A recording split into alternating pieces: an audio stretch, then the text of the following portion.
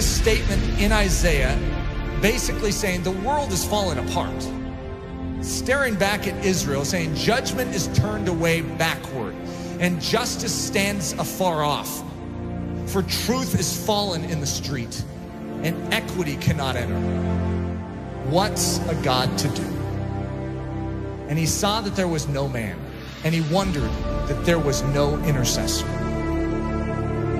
An intercessor basically means one who fills the gap.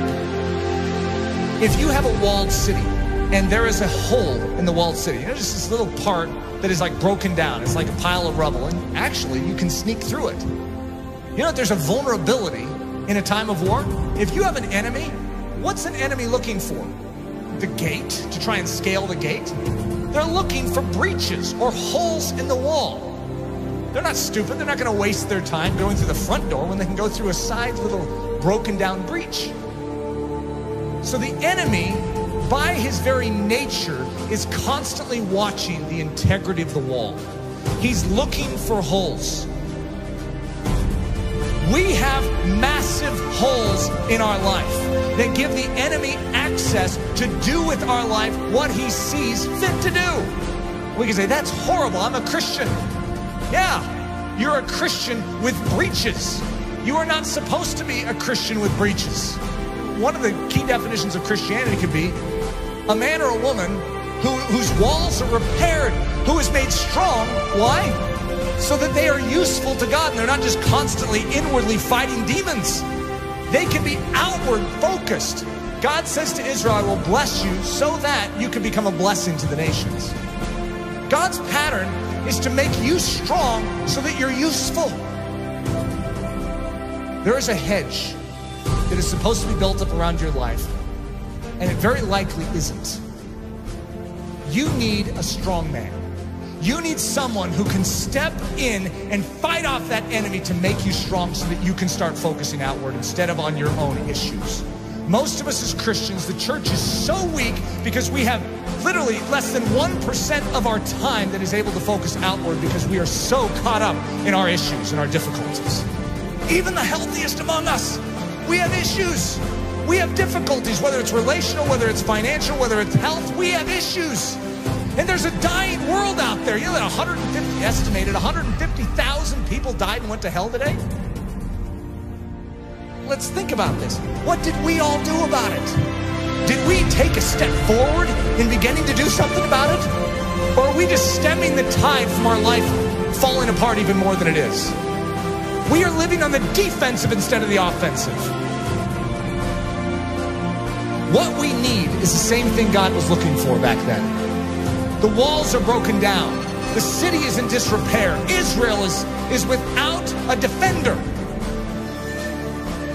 Where's the intercessor? You know who Jesus Christ was? In a nutshell, he's the intercessor. He's the man who stands in the gap. He's the strong man who came and took the full blow upon himself so that we could gather our wits spiritually and awaken and say, I'm in. Thank you for rescuing me.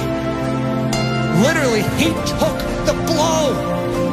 Everything that was aimed right at you to absolutely decimate your life, he took it square on. Without even a whimper, he took it. For the joy that was set before him because he valued you so much. He took the blow. See, one of the things that happens with the life of Jesus, we have a tendency to make him a mousy character. We have a tendency to diminish his manly strength. We are talking about the greatest warrior of all time. In the Old Testament, the term is Lord of Hosts, the captain of captains, the general of generals. And he's a general that led his troops into battle with his own life. He's the one that did it. All the rest of the army was cowering in the background. They couldn't fight this army. And he stood up single-handedly and defeated them. That is our intercessor. That is our king. In the same way that he stood for you then, I want you to know, he still stands for you now. When you behold the cross, and you behold the resurrected Christ, and when you behold the ascended Christ who sits at the right hand of the Father, you no longer will just remain where you are. you will say, God, do it all within me. For your glory, make me strong. Make me strong to give.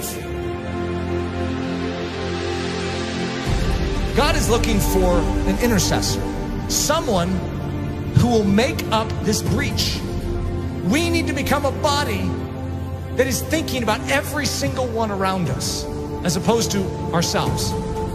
Coming to church going, I need to be prayed for this week. What about who can I pray for this week? Just a different mindset.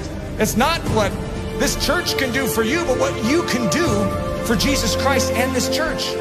Think of that attitude shift, saying, God, you made this life and you have called me for more than just to save me. You have rescued me so that I could become a rescuer. Who needs rescued? Who needs help? Who needs me to stand in the gap and take the hit? That's the attitude. It's not your skin and how you can save it. It's how you can spend it for His glory. His glory. For His glory.